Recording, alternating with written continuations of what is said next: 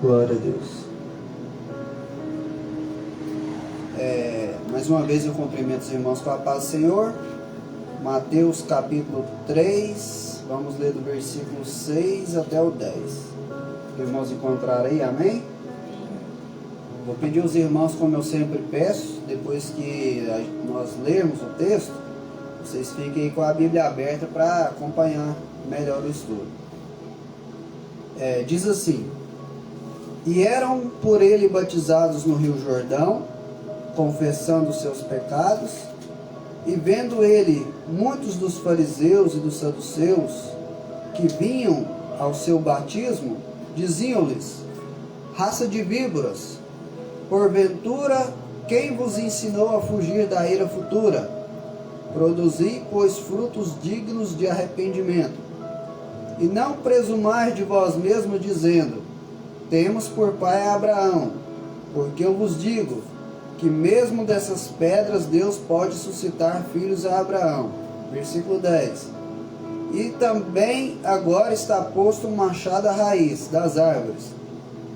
Toda árvore, pois, que não produzir bom fruto, é cortada e lançada no fogo. Com a Bíblia aberta aí de vocês, nós estamos estudando, nas quartas-feiras aqui que eu estou ministrando, o Evangelho de Mateus, versículo por versículo. Hoje eu estava escutando uma pregação sobre as histórias do avivamento, e nos séculos passados, numa cidade na Europa, Genebra, um grande homem de Deus por nome João Calvino, ele começou também a explicar a Bíblia como nós estamos explicando aqui, versículo por versículo, por muitos anos. E qual foi o resultado disso? O resultado foi que aquela cidade, o índice da criminalidade daquela cidade caiu para quase zero. O índice de pessoas que usavam bebidas alcoólicas, de pessoas que eram violentas, diminuiu para quase zero. Aquela cidade que tinha poucos habitantes antes de começar ali aqueles série de estudos bíblicos, versículo por versículo à luz da Bíblia, que na teologia nós chamamos de sermão expositivo, ela começou a crescer de maneira muito grande. Por quê? Porque aonde tem a presença de Deus, as coisas prosperam, as coisas mudam. E na última aula que eu ensinei, nós falamos aqui do versículo 3, 4 e 5 de Mateus, do capítulo 3, você que está com a sua Bíblia aberta aí, nós falamos desses versículos. E nós falamos aí, que está escrito aí no versículo 3 de Mateus, que João Batista, ele foi profetizado.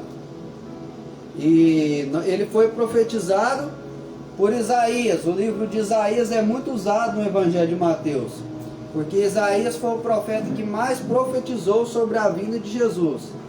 E quem lembra aí, sempre eu falo de Isaías, quantos anos aproximadamente Isaías viveu antes de Cristo? Quem lembra aí?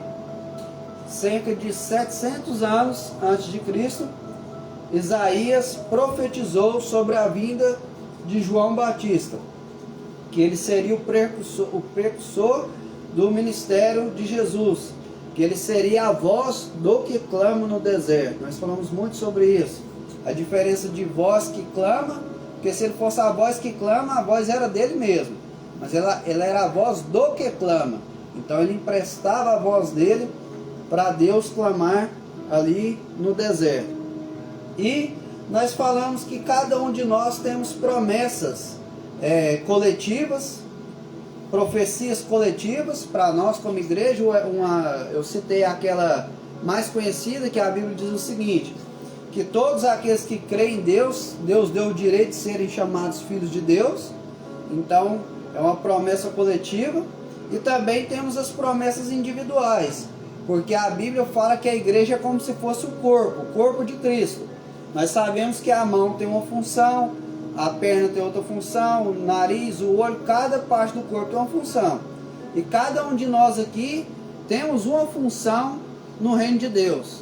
Nem todos vão ser pregadores, nem todos vão ser alguém que vai ajudar na portaria. Cada um tem uma função no reino de Deus.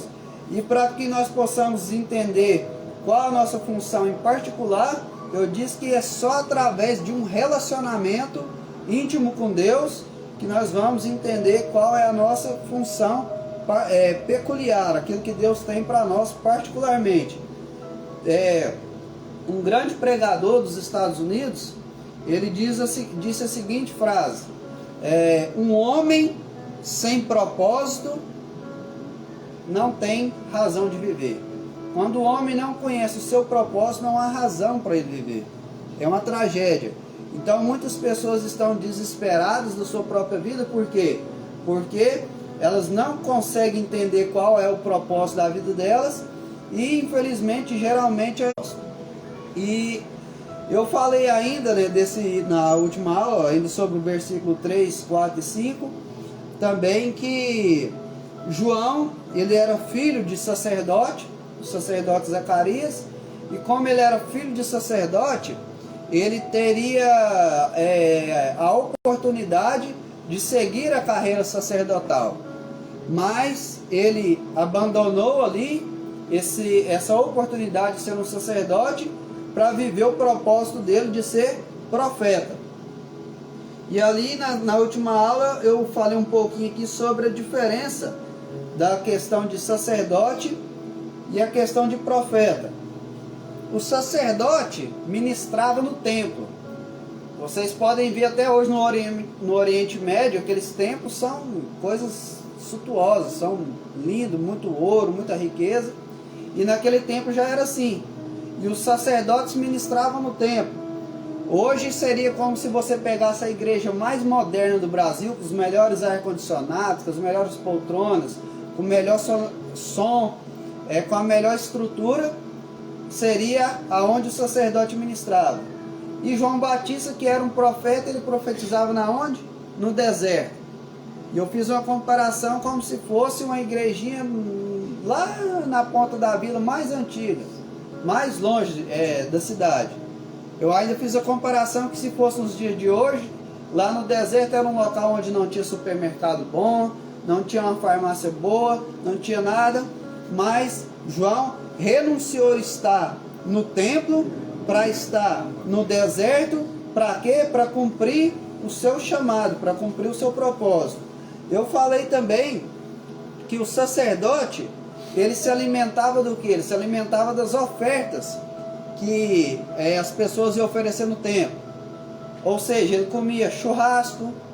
Quando a pessoa ia lá sacrificar lá o bezerro, o novilho, ele comia manjares, aquelas ofertas de manjares. Ele comia do bom e do melhor. E João renunciou tudo isso para ser profeta no deserto. E o texto aí você vai ver aí no versículo 4, que a alimentação de João Batista no deserto era o que? Gafanhotos e mel silvestre.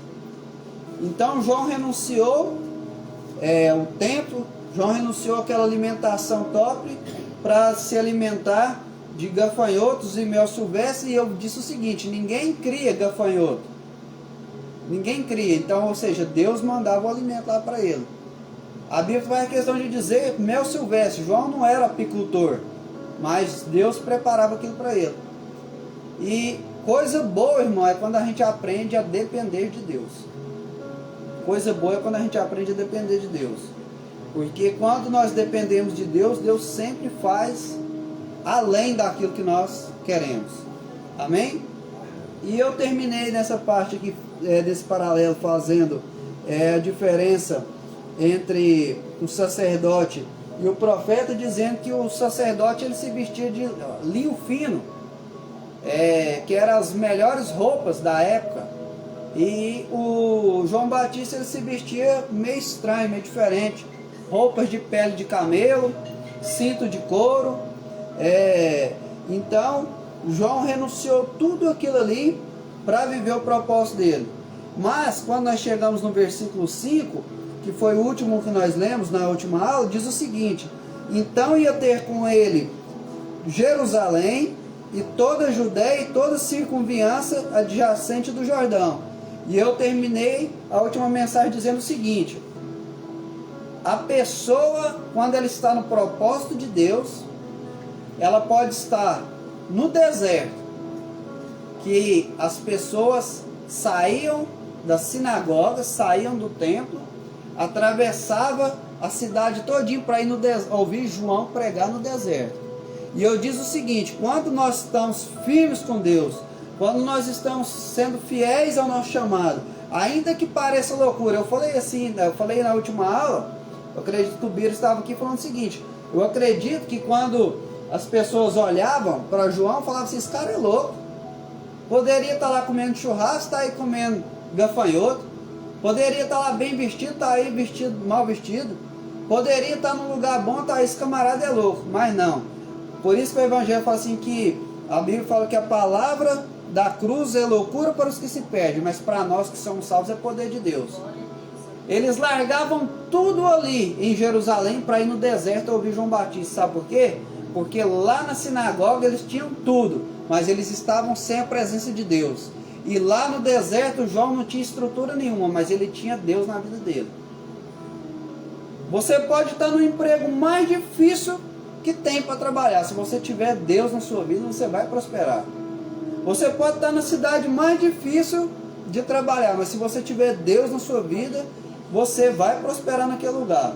Não é sobre aonde você está, mas é sobre quem está com você. Aleluia. Não é sobre aonde você vai ficar, porque tem pessoas que estão em palácios, mas estão querendo tirar a sua própria vida, mas é sobre quem está com você.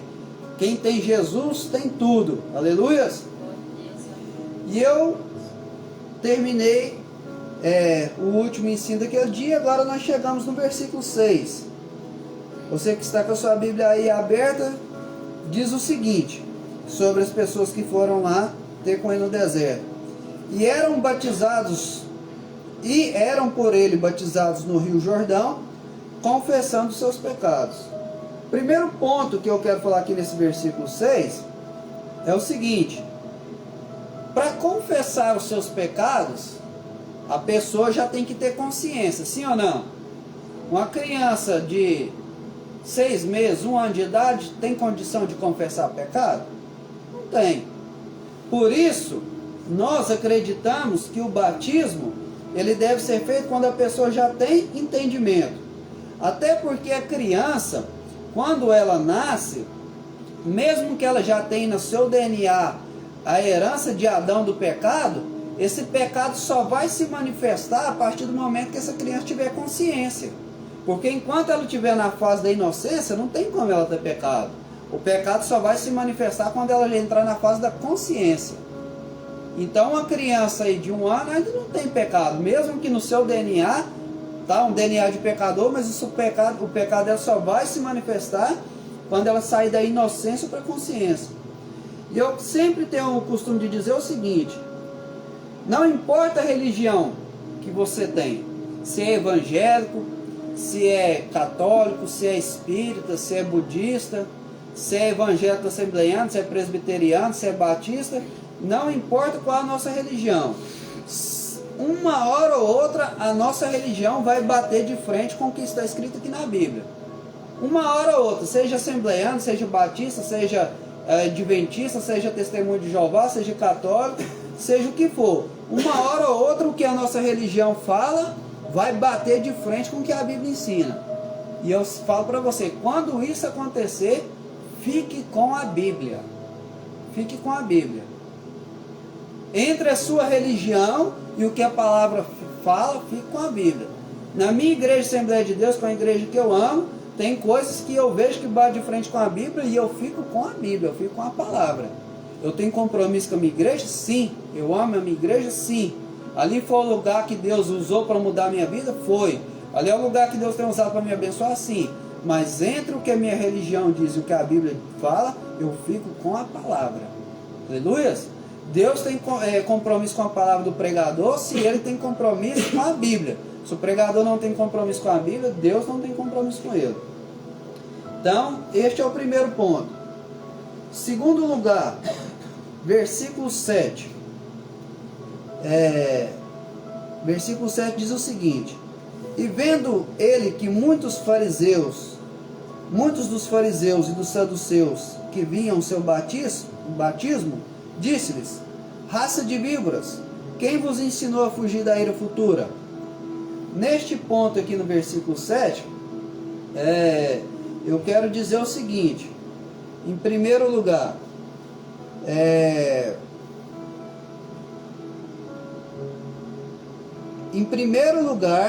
antes de batizar, é necessário que haja um batismo interno, uma mudança interna, que vai refletir no nosso externo, através dos frutos que pode ser visto, para depois a pessoa batizar. Ali as pessoas estavam vindo ali batizar. E aí João Tivão olhou e viu que muitos dos fariseus e dos saduceus vinham se batizar. Quem que eram os fariseus? Os fariseus eram alguns israelitas que eram extremamente religiosos. Extremamente religiosos. E só que Jesus batia muito de frente com eles, por quê? Porque eles não entendiam aquilo que o Robinho falou aqui antes de vocês chegarem. Ele estava falando no versículo de Tiago, que a religião verdadeira é o quê? Cuidar dos órfãos e viúvas e se abster da contaminação do mundo, ou seja, o pecado. O que significa cuidar dos órfãos e viúvas? Fazer o bem para quem precisa. O que significa se abster da contaminação do mundo? Viver uma vida santa. Então essa é a religião verdadeira. Só que aqueles homens, eles gostavam de orar, mas não porque eles gostavam de ter um relacionamento com Deus, mas é porque eles gostavam, mãe, que as pessoas falavam assim: nossa, mas você ora, hein? Mas você é crente. Eles gostavam de dar esmola, não porque eles se compadeciam do pobre, mas é igual aquele político que vai lá e dá uma cesta básica e tira uma foto para postar no Instagram. Para quê? Para ganhar fama. E Jesus batia muito de frente com eles. E antes mesmo de Jesus, João Batista bateu de frente com eles. Falou assim: o seguinte, olha para você ver, chamou ele de raça de víbora, ou seja, suas cobras. Vocês, primeiro, antes de batizar, vocês mudam de vida. Porque a pessoa que não mudou de vida, você vê aí muito hoje, quantos famosos no meio da política, quantos famosos no meio dos cantores, eles vão lá e batizam, mas continuam com as mesmas práticas. Isso não resolve nada. É só um banho na piscina, é só um banho no rio, não importa se é no Rio do Braço ou se é no Rio Jordão, mas isso não resolve nada. O que resolve é o quê? O batismo primeiro ele tem que ser interno. A pessoa primeiro tem que mudar de vida, mudar as suas atitudes.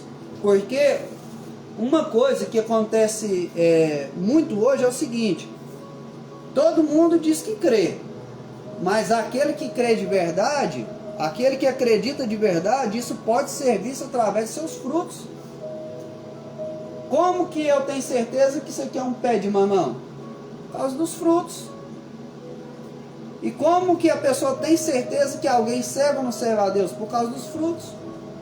E ali, o João fala para eles: ó, produzir, pois, frutos dignos de arrependimento. O que é arrependimento? Nós falamos muito aqui sobre o que é arrependimento. Arrependimento é o que? Metanoia. A palavra arrependimento aqui, no original grego, foi escrita é metanoia. O que? Mudança de mente.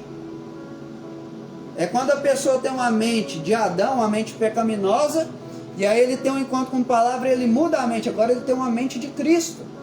Foi o que aconteceu com Zaqueu. Zaqueu, ele era o quê? Ele era avarento, ladrão. Mas quando ele teve um encontro com a palavra de Jesus, Jesus que é o verbo vivo, a palavra encarnada, o que ele fez? Ele teve um arrependimento, ele teve uma mudança de mente. Ele falou assim: não, se eu tenho defraudado alguém, vou restituir 4 vezes mais. E vou pegar metade do meu dinheiro e vou dar aos pobres. Ou seja, antes de ele ter um encontro com a palavra, o amor dele, o coração dele estava nas riquezas. Depois que ele teve um encontro com a palavra, ele começou a amar o que? As pessoas. É o que eu ensino para os meus filhos. Quando meu filho fala assim: nossa, que celular bonito, amei. Eu falo assim: amar não. Você ama as pessoas, as coisas você usa. Ah, que Bíblia bonita. Porque às vezes também a pessoa vai para o outro extremo. Qual que é o outro extremo? A pessoa pensa assim: ah, eu não vou, eu faço isso, eu faço aquilo outro. Mas antes de você limpar o peixe para comer, você tem que pescar ele, não é? E antes da pessoa se purificar, ela tem que fazer o quê? Uma aliança com Deus. Então vai para o outro extremo, né? Eu não vou fazer uma aliança com Deus, eu não vou aceitar Jesus, eu vou fazer uma aliança que eu faço isso, isso, aquilo outro. Eu falo o seguinte: faça uma aliança com Deus e Deus vai te limpando. Aleluia. Faça uma aliança com Deus que Deus vai te transformando. Então, a questão é, qual é, a questão aqui é o seguinte: qual é a minha motivação sobre o batismo? O que a palavra motivação significa? Motivo da minha ação. Qual que é o motivo da minha ação? Eu estou batizando só porque está na moda agora ser crente? Estou batizando só porque, igual eles aqui, porque o ministério de João Batista está fazendo sucesso? Ou eu estou me batizando porque eu realmente entendi que eu preciso arrepender dos meus pecados? Outra coisa que o Robinho falou aqui antes de começar o culto: muitas pessoas não acreditam, mas existe o céu, existe o inferno. E sem arrependimento, sem a mudança de mente, sem essa aliança com Deus, infelizmente a pessoa não pode ir até Deus. Então o X da questão é isso: fazer essa aliança, estar mais perto com Deus. Se for, glória a Deus, vai dar tudo certo. Porque é necessário que as pessoas vejam os frutos na nossa vida. Amém? Quando nós vamos estudar a Bíblia, como eu já disse, arrependimento não é apenas um sentimento. O verdadeiro arrependimento, ele gera um profundo pesar pelos nossos pecados. Davi cometeu um pecado gravíssimo. Cometeu um pecado que nenhum de nós aqui cometemos um pecado tão grave como o Davi cometeu. Qual foi o pecado de Davi? Quem conhece a história bíblica, ele tinha alguns homens valentes que davam sua vida por ele. Que qualquer momento que Davi precisasse, eles arriscavam sua vida. Podia ser de dia, de noite, de madrugada. Eles arriscavam a vida deles por Davi. E Davi um dia estava no seu palácio e viu uma mulher que era esposa de um desses valentes. Um desses homens que qualquer momento que Davi precisasse, esse homem dava a vida por ele. E ali Davi se interessou por aquela mulher, a mulher de Urias. E Davi não só possuiu aquela mulher, como engravidou ela. E depois que ele viu que ele tinha feito uma lambança, ele mandou matar Urias. Mandou Urias ir para a peleja sozinho para ele morrer. E ele tentou esconder isso por um tempo. Mas quando ele foi confrontado pelo profeta, que da época era como se fosse o pregador de hoje, o profeta chegou e falou assim: o que você fez foi errado. O que você fez foi errado. O que Davi fez? O Davi não falou assim: mas isso, mas aquilo. Ele não questionou. Ele caiu com o rosto em terra chorando e falou assim: Senhor, eu pequei contra ti. Me mata porque eu sou pecador. Davi, ele arrependeu de verdade. E Deus perdoou ele. E Davi falou assim para Deus: não retire de mim seu Espírito Santo. Davi não estava preocupado com o trono. Davi não estava preocupado com a fama dele. Davi estava preocupado com o relacionamento dele e Deus. Agora Saul não, que foi um rei antes de Davi. Saul, ele pecava. Ele não preocupava com o relacionamento dele e Deus. Ele preocupava com o trono. Ele preocupava com a imagem dele. Ele preocupava com o bem-estar dele. Isso aí não é arrependimento. Foi igual Pedro e Judas. Judas traiu, Pedro negou, que é a mesma coisa. Só que Pedro, o que ele fez? O arrependimento dele trouxe ele para perto de Jesus. E Judas não. Judas, ele fez afastar de Jesus, tirou sua própria vida. Então, um fruto de arrependimento, um arrependimento verdadeiro, genuíno, ele nos leva para perto de Deus e faz nós reconhecermos as nossas falhas, as nossas fraquezas. E uma das maiores evidências do crente salvo é o temor de Deus. O crente que é salvo, que tem uma aliança com Deus, ele tem temor. Às vezes a vontade dele é fazer o errado, mas ele vai e pensa: eu não posso fazer isso, sou um servo de Deus. Quantas vezes já aconteceu isso comigo? Quantas vezes já aconteceu isso com vocês que têm um Senhor? A sua carne pede aquilo, a sua carne pede né, para você vingar, sua carne pede para você pecar, mas aí o Espírito Santo fala assim, ó, você é um servo de Deus, você é um servo de Deus, você não pode fazer isso. E uma das maiores evidências do crente sábio, esse é o temor de Deus. Outra evidência, outro fruto digno de arrependimento, é a tristeza na vida do crente quando o crente peca. Porque quando nós pecamos, o pecado nosso, ele faz divisão entre nós e Deus. Você já viu aí quem é casado ou quem já foi casado? Quando você briga ali com sua esposa ou com seu esposo e você ofende ela ou ofende ele, e aí não fica aquele clima ruim, seu coração não fica ruim, fica aquele pesado, você fica triste, arrependido. O crente, quando ele tem comunhão com Deus, ele peca, ele sente essa tristeza. E eu entendo que um dos maiores juízos de Deus é quando Deus entrega a pessoa aos seus próprios prazeres. Quando a pessoa está no pecado e não sente arrependido. Quando a pessoa está pecando e sente prazer no pecado e não se arrepende, para mim é um dos maiores juízos de Deus. Uma vez eu tive um sonho, que eu passei ali naquela ponta do Joca ali, do Corgo Bem Bem. Você sabe que cai muito esgoto ali nesse Corgo ali naquele lugar. E eu sonhei que estava cheio de gente, assim, como se fosse naqueles clubes em Caldas Novas, tomando banho naquela água, andando de boia, brincando, nadando naquela água lá cheia de esgoto, igual vocês conhecem lá. E aí o Espírito Santo falou para mim, isso aí é o pecado. A pessoa está no esgoto, está na lama e sentindo prazer. Mas a evidência da vida do crente é o seguinte, o crente peca? Peca. O crente faz coisa errada? Faz. O crente de vez em quando mente. Mas quando ele faz isso, ele sente uma profunda tristeza, um profundo pesar. Uma coisa que acontece muito comigo é o seguinte, às vezes eu junto com os meus amigos de antigamente, e aí eu começo a contar as coisas. Ah, aquele dia nós fez isso, aquele dia nós fez aquilo outro, aquele dia nós fez aquilo outro, e tá, vira aquela risaiada. E aí quando eu saio ali da rodinha, o Espírito Santo fala assim, você não tem vergonha não? Você acha isso bonito, falar essas coisas? E então o crente, ele peca, ele conversa fiado, ele xinga, ele briga, ele faz coisas erradas? Faz. Mas um dos sinais que você tem o Espírito Santo na sua vida é que quando você faz essas coisas, você se entristece. Agora, quando a pessoa está no pecado e não se entristece, que era o caso dos fariseus e dos saduceus, aí a Bíblia diz, ó, o machado já está posto à raiz. Imagina que esse pedestal aqui é uma árvore, Ilza.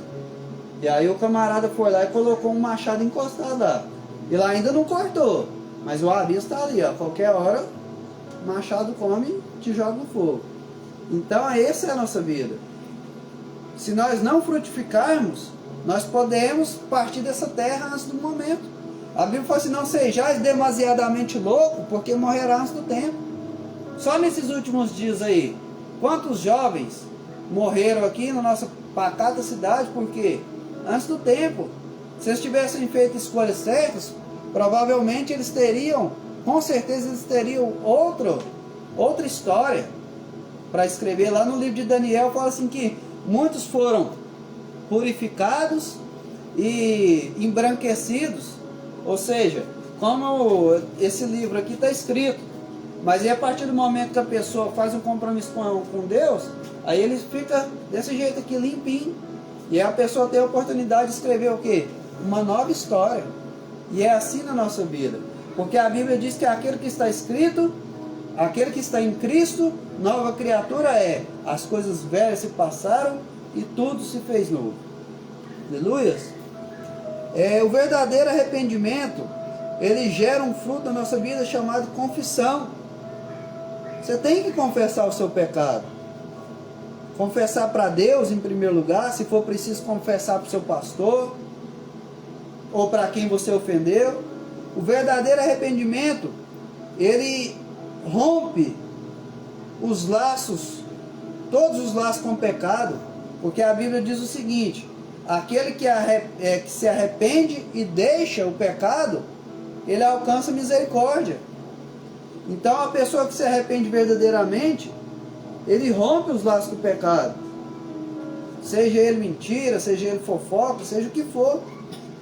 E é tão interessante que essa questão de romper com o pecado, porque quando nós vamos, quando nós ofendemos alguém, vamos um exemplo, eu ofendo minha tia Cida, aí eu vou lá e peço perdão, aí ela vê que eu estou fazendo aquilo ali por querer, e de qualquer jeito estou pedindo perdão, uma hora ela cansa, por mais que ela me ama, por mais que ela goste de mim, que ela quer meu bem, ela vai falar assim, não, eu vou deixar o Manelzinho de lado. Ele só fica me ofendendo, ele só fica me maltratando. E assim é nós com Deus. Não adianta nós ficar todo dia, Senhor me perdoa porque eu consumi pornografia, Senhor me perdoa porque eu fofoquei, Senhor me perdoa porque eu fiz isso, Senhor me perdoa porque eu roubei lá no meu serviço. E não romper com o pecado, precisa romper com o pecado, precisa ter essa ruptura. E aqui, para a gente partir para o final aqui, versículo 8, ele vai falar assim,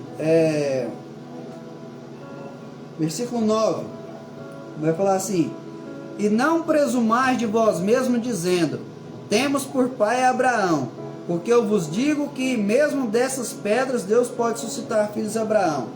Quem que era Abraão? Abraão é conhecido como o pai da fé. Deus chamou Abraão, disse para ele, sai da tua terra, do meio da tua parentela, e vai para uma terra que eu te mostrarei, e farei de ti uma grande nação. De Abraão, Deus formou a nação de Israel. Deus não escolheu a nação de Israel. A nação de Israel nem existia. Deus formou a nação de Israel através de Abraão. E aí sabe o que eles pensavam? Eles pensavam o seguinte, esses religiosos. Não, eu sou filho de Abraão, então eu estou salvo. Sou descendente de Abraão, então eu estou salvo. Sabe o que eu entendo aqui à luz da Bíblia? Deus tem filhos, mas não tem netos. Amém? Deus tem filhos, mas não tem netos. A salvação individual. A salvação da minha mãe não garante a minha salvação. A minha salvação não garante a salvação dos meus filhos. E a salvação deles também não garante a minha. A salvação é individual. Eles estavam confiando que ia ser salvo por quê? Porque eles eram da família de Abraão. Não adianta. Marido não salva esposa, esposa não salva marido. Salvação é individual. Individual. Aleluia. Nós podemos ajudar os nossos parentes, nossos amigos a ser salvos. Mas a escolha final é deles. A escolha final é deles. Cada um vai ter que dar conta de si naquele dia. Glórias a Deus. Aleluias. Versículo 10, para nós encerrarmos. E também, sobre o versículo 9 aqui, uma coisa interessante, que eu até anotei aqui, estava passando direto, eles estavam confiando que por causa de Abraão, eles iam ser salvos. Mas a Bíblia é clara, em nenhum outro nome há salvação a não ser no nome de Jesus. Não adianta eu confiar no pastor Robson, não adianta eu confiar em Pedro, confiar em Maria, não adianta eu confiar em Buda, não adianta eu confiar em Maomé, não adianta eu confiar em Paulo. Só há salvação no nome de Jesus. Só no nome de Jesus. Por isso, João falou para eles, primeiro vocês se arrependem, muda de mente. Porque enquanto vocês tiverem com essa mente aí que vocês vão ser salvos por causa de Abraão, vocês não vão ser salvos não, muda de mente, depois vocês batizam. E o versículo 10 aqui para nós encerrarmos diz o seguinte: e também agora está posto o machado à raiz das árvores. Toda árvore, pois, que não produzir bom fruto, é cortada e lançada no fogo. Aleluias. Meus irmãos, como eu já adiantei aqui, muitas pessoas não acreditam na realidade do céu e do inferno. Mas, de duas uma, ou a Bíblia é mentirosa, juntamente com Jesus e seus profetas, ou haverá um acerto de contas. Eu acredito que a Bíblia é verdadeira, eu acredito que o que Jesus ensinou é verdade, e eu acredito que os profetas escreveram aqui no nome de Jesus é verdade. E eu acredito sim que haverá um céu, que haverá um inferno, que haverá um acerto de contas. Vai demorar muito nós chegarmos lá em Mateus 25, 46, mas no capítulo 25 de Mateus, mas lá está escrito o seguinte, que o inferno ele foi preparado para o diabo e seus demônios. O homem vai para lá de enxerido, que lá não é para nós. Mas ele vai para lá por quê? Por rejeitar o ensinamento de Deus. Mas eu dou graças a Deus pela vida de cada um de vocês, que mesmo depois de um dia trabalhoso, um dia complicado, eu sei que se eu fosse abrir aqui, todo mundo ia falar assim, hoje eu passei por isso, passei por aquilo. Eu sei que se eu for perguntar, todos aqui estão cansados. Tem um Tivan ali que trabalha na fazenda, tem um Jefinho ali que toma conta de muita gente, aí todo mundo aqui tem seu dia complicado, minha tia passa roupa, todo mundo aqui teve seu dia bem complicado. Aqui tem servente, aqui tem marceneiro, aqui tem um rapaz que está trabalhando ali dando uma limpeza. Todos aqui estão cansados, mas vocês romperam com todos os embaraços para estar aqui. Por quê? Porque vocês creem na palavra do Senhor. Eu tenho certeza que vocês não estão aqui para ouvir simplesmente o irmão Emanuel falar, mas vocês estão aqui para aprender a palavra de Deus. E eu tenho certeza que através dessa palavra vocês vão dar muitos frutos, e quem sabe Deus vai usar as nossas vidas para mudar a história da nossa cidade.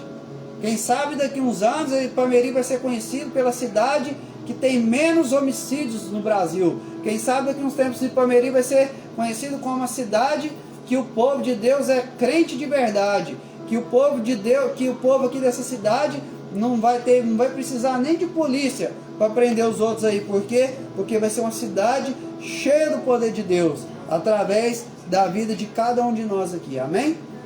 Glórias a Deus.